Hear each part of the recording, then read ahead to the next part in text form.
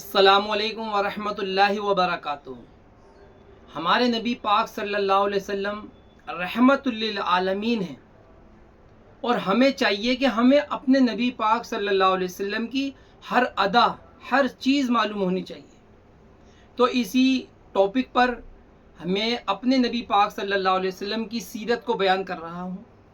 यह अल्लाह का बड़ा करम है, फ़ज़ल है कि हमारे पास आज के दौर में सोशल मीडिया भी है और हमारे मस्जिद मदारिस भी हैं, हर चीज़ हमारे पास अवेलेबल है। तो हमें चाहिए कि हम उसका फ़ायदा उठाएं। जैसे कि मैं पहले भी एक वीडियो बना चुका हूं कि हम सोशल मीडिया का यूज़ सही तरीके से कैसे करें। तो ये एक बहुत अच्छा प्लेटफार्म है जिस पे हम अपने नबी पाक सल्लल्लाहु अलैहि वसल्लम की ज़िंदगी के बारे में सीख भी सकते हैं और सर्च करके हर चीज़ मालूम कर सकते हैं। सीरत पर लिखी गई पूरे आलम की नंबर 1 किताब अर-रहइकुल मख्तूम है, जो मौलाना सफ़ीउर रहमान मुबारकपुरी रहमतुल्लाह अलैह ने लिखी है। इसे पूरी दुनिया में मदीना मुनव्वरा में जब एक कंपटीशन हुआ सीरत पर, तो उसमें नंबर 1 आने वाली ये किताब है। उसी में से मैं आपको अपने नबी की हर अदा हर चीज़ बता रहा हूँ। तो आज उसका तीसरा दिन है। पहले दिन हमारे नबी पाक सल्लल्लाहु अलैहि वसल्लम के चचाओं के बारे में बताया। दूसरे दिन हमारे नबी पाक सल्लल्लाहु अलैहि वसल्लम की फुफियों के बारे में बताया। और आज तीसरा दिन हमारे नबी पाक सल्लल्लाहु अलैहि वसल्लम की वालिदा मोहतरमा और वालिद साहब के बारे में हम अपने इल्म में इजाफा करेंगे इंशाअल्लाह। शुरू करते हैं अल्लाह के नाम से जो बड़ा मेहरबान निहायत रहम वाला है। हज़रत अब्दुल मुत्तलिब ने अपने बेटे अब्दुल्ला की शादी के लिए हज़रत आमना को चुना, जो वहब बिन अब्द मुनाफ बिन ज़ोहरा बिन क़िलाब की बेटी थीं।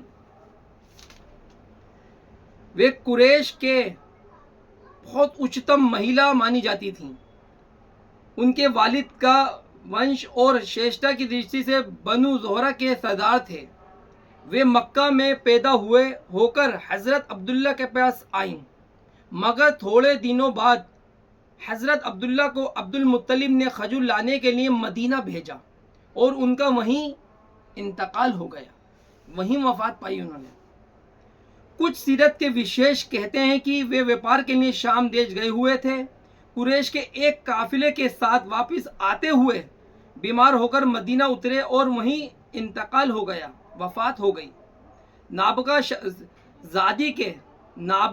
ज़ादी के मकान में दफन किए गए। उस वक्त उनकी उम्र 25 साल की थी। अधिकांश इतिहासकार के अनुसार अभी अल्लाह के रसूल सल्लल्लाहु अलैहि वसल्लम पैदा नहीं हुए थे।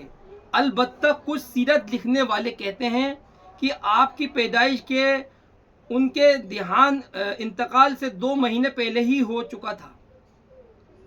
जब उनका इंतकाल की खबर, वफ़ात की खबर मक्का पहुंची तो हज़रत आमना ने बड़ा ही दर्द भरा मरसिया शोक कहा, जो ये है, बताहा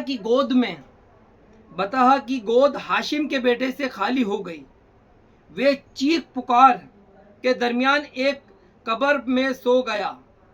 उसे मौत ने एक पुकार लगाई और उसने हाँ कह दिया।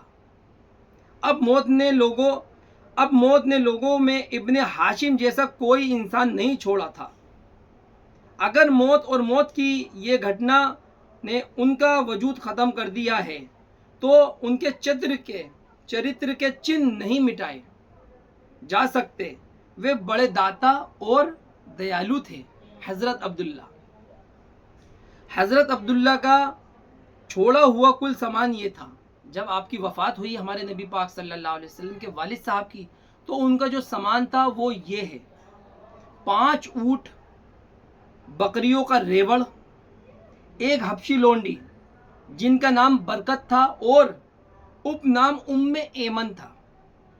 यही उम्मे ऐमन हैं जिन्होंने अल्लाह के रसूल सल्लल्लाहु अलैहि वसल्लम को गोद में खिलाया था।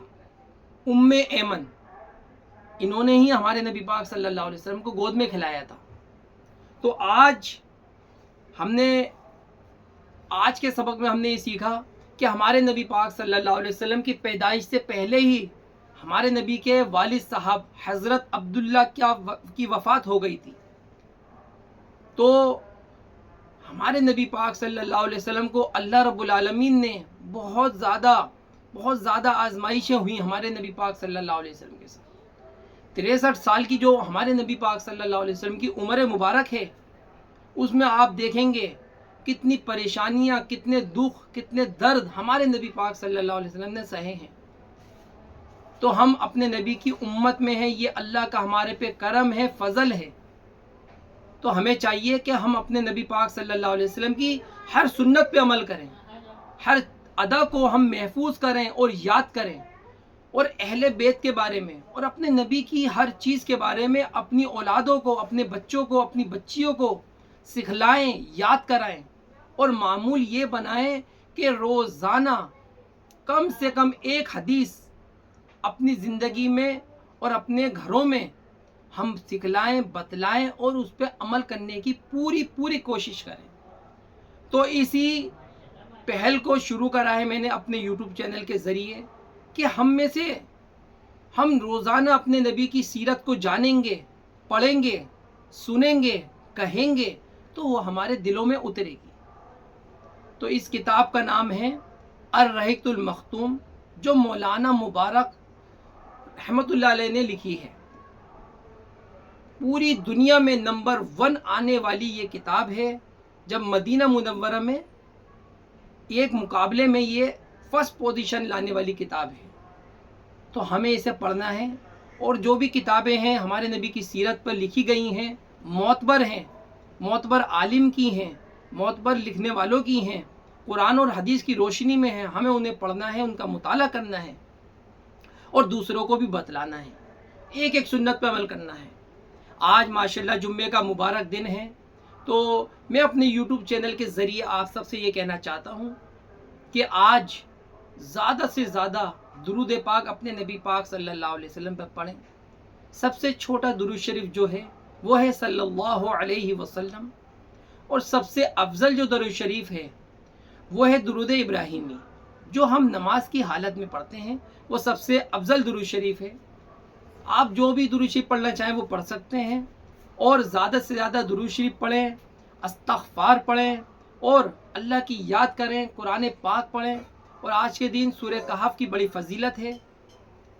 دجال کے فتنے سے بھی حفاظت ہوتی ہے. جو شروع کی 10 آیتیں پڑھتا ہے، یاد کرتا ہے سورہ کہف کی، جو 15ویں پارے میں ہے، 15 اور 16ویں پارے میں ہے، اس کا پڑھنے کا معمول جمعے کو خاص طور پہ بنائیں. سورہ جمعہ پڑھیں جو 28ویں پارے میں ہے. اور اپنے بھائی کو ہمیشہ دعاؤں میں یاد رکھیں، اور کمنٹس باکس میں آپ ضرور بتایا کریں کہ میں اور کیا چیز اپنے چینل کے ذریعے آپ لوگوں کو بتلاؤں، یا کیا چیز آپ چاہتے ہیں کہ میرے یوٹیوب چینل کے ذریعے آپ سیکھیں. تو یہ میری لیے بڑی خوش نصیبی کی بات ہوگی. اللہ کا کرم میں فضل ہے کہ اللہ تعالیٰ نے ہمیں اپنے حبیب کی امت میں پیدا فرمایا. لاکھوں کروڑوں درود اور سلام اپنے نبی پاک صلی اللہ علیہ وسلم پر. السلام علیکم ورحمۃ اللہ وبرکاتہ.